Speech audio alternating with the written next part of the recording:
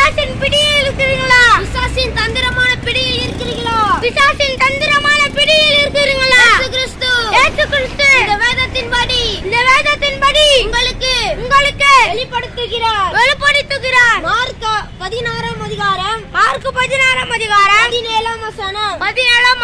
விசுவாசிக்கிறவர்களால் நடக்கும் அடையாளங்களான என் நாமத்தினாலே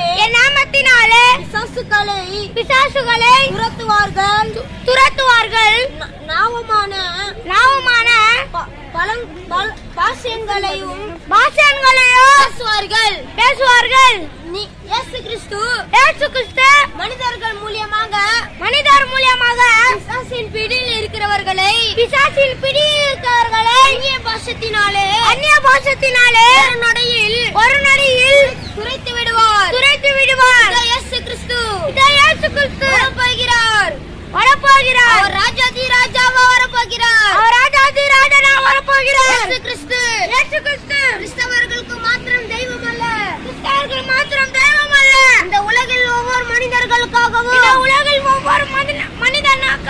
அவர் மாத்திரமே தெய்வம். இயேசு கிறிஸ்து வரப்போகிறார்.